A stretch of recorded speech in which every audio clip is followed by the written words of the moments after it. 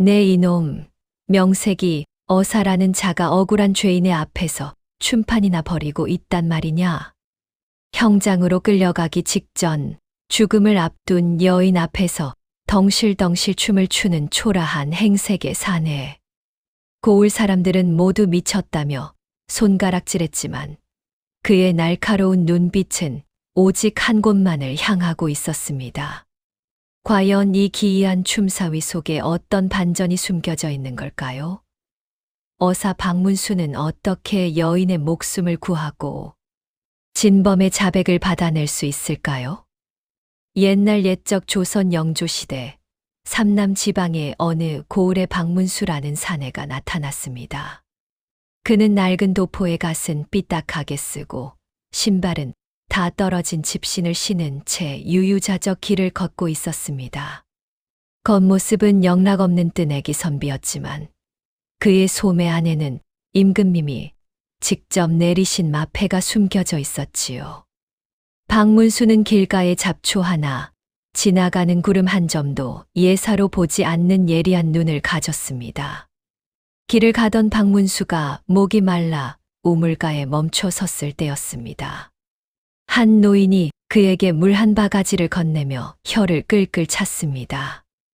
여복의 선비 양반 겉모습만 보고 사람을 판단하지 마시게. 눈에 보이는 것이 전부가 아니니 말이네. 세상엔 억울한 눈물이 비보다 많이 내리는 법이라네. 박문수는 그저 허허 웃으며 대답했습니다. 할아버지, 눈에 안 보이는 진실을 찾는 것이 제 업인걸요. 박문수가 도착한 고을은 겉으로는 평온해 보였으나 공기가 무거웠습니다. 마을 큰 부잣집인 김 부잣집의 안 주인이 독살당하는 사건이 벌어졌기 때문입니다. 범인으로 지목된 이는 집안의 어린 여종 금이었습니다. 금이는 평소 안 주인이 아끼던 아이였으나 안 주인이 마신 탕약의 독을 탔다는 누명을 쓰고 옥에 갇혔습니다. 사또는 증거가 명백하다며 단 3일 뒤에 사형을 집행하겠다고 선포한 상태였습니다.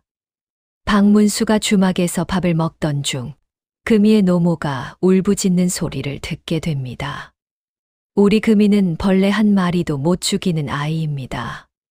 사또 나리가 제대로 조사도 안 하고 아이를 죽이려 합니다. 박문수는 숟가락을 놓았습니다. 사또가 조사를 서둘러 종결지었다는 점.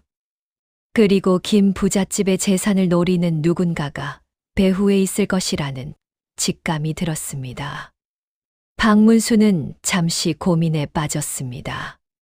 직접 어사출두를 하기엔 아직 증거가 부족하다. 사또가 누군가와 결탁했다면 마패를 보여줘도 진실을 숨길 것이다. 그는 스스로에게 물었습니다. 어떻게 해야 놈들의 방심을 틈타 진범을 끌어낼 수 있을까? 그는 위험한 도박을 하기로 결심합니다. 바로 미친 선비가 되어 옥사 안으로 들어가는 것이었죠. 박문수는 시장 바닥에서 춤을 추고 소리를 지르며 미친 척을 하기 시작했습니다. 아이고, 달이 뜨니 춤바람이 나네. 억울한 귀신이 내 어깨 위에 앉았네. 결국 그는과 나의 질서를 어지럽혔다는 명목으로 포졸들에게 붙잡혀 금이가 있는 옥사에 쳐넣어지게 됩니다. 능동적으로 호랑이 굴 속으로 들어간 것입니다. 옥 안에서 박문수는 두려움에 떨고 있는 금이를 만납니다. 아저씨, 저는 정말 아니에요. 마님께 드릴 약을 가져온 것뿐인데.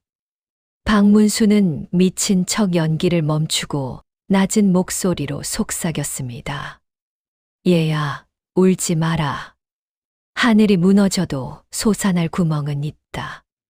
내가 내 눈물을 닦아주마. 박문수는 금이를 통해 사건 당일 약탕관을 만졌던 사람이 한 명 더 있었다는 사실을 알게 됩니다. 바로 김 부자의 먼 친척이자 식객인 최 씨였습니다. 다음 날부터 박문수의 기행이 시작되었습니다. 옥사 문틈으로 들어오는 햇빛을 보고 춤을 추고 지나가는 쥐를 보고 말을 걸었습니다. 이 소문은 고을 사또와 최 씨의 귀에도 들어갔습니다. 그 미친 선비가 옥에서 매일 춤을 춘다지. 최 씨는 불안한 마음에 직접 확인하러 옥사로 찾아옵니다. 박문수는 최 씨가 보는 앞에서 더 격렬하게 춤을 추며 노래를 불렀습니다. 보이지 않는 손이 약병을 쥐었네. 향기 없는 가루가 그릇에 담겼네. 최 씨의 얼굴이 하얗게 질렸습니다. 최 씨는 박문수가 무언가 알고 있다고 판단하고 사또에게 뇌물을 주어 그 미친 선비도 금이와 함께 죽여버리자고 제안합니다. 박문수는 사또의 태도를 보며 두 사람이 한패임을 확신하게 됩니다. 가짜 위기가 찾아온 것이죠. 이제 남은 시간은 단 하루였습니다. 사형 전날 밤, 최 씨는 수하를 보내 옥사 아내 박문수를 암살하려 합니다. 어두운 밤, 칼을 든 자가 박문수의 목을 겨누는 순간, 박문수는 미리 준비한 집신을 던져 공격을 피하고 옥사 창살 뒤로 몸을 숨깁니다. 너희들의 욕심이 이제 끝을 보이는구나. 그는 가까스로 위기를 넘기며 마지막 계획을 준비합니다. 사형 당일 아침 금이는 형장으로 끌려갑니다. 박문수 역시 포박된 채 그 뒤를 따릅니다. 마을 사람들은 돌을 던지며 욕설을 퍼붓습니다. 금이의 노모는 실성한 듯 땅을 치며 통곡합니다. 진실은 묻히고 악인이 승리하는 듯 보였습니다. 칼을 든 망나니가 춤을 추기 시작할 때 박문수는 눈을 감고 예전 스승님의 말씀을 떠올렸습니다. 어사는 칼로 다스리는 자가 아니라 마음으로 진실을 여는 자다. 그는 마지막 힘을 다해 크게 웃음을 터뜨렸습니다. 그 웃음 소리가 형장에 울려 퍼지자 사또가 당황하며 소리쳤습니다.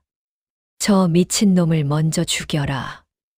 그 순간 박문수는 숨겨두었던 손을 번쩍 들었습니다. 잠깐 이 춤의 끝을 보지도 않고 사람을 죽이려 하는가. 그는 소매 속에서 빛나는 마패를 꺼내 하늘 높이 치켜들었습니다. 암행어사 출두야. 사방에서 역졸들이 번개같이 나타나 형장을 포위했습니다. 박문수는 그 자리에서 재판을 다시 시작했습니다. 그는 최 씨가 암살을 시도할 때 떨어뜨린 독약병과 사또의 비밀 장부를 증거로 내놓았습니다.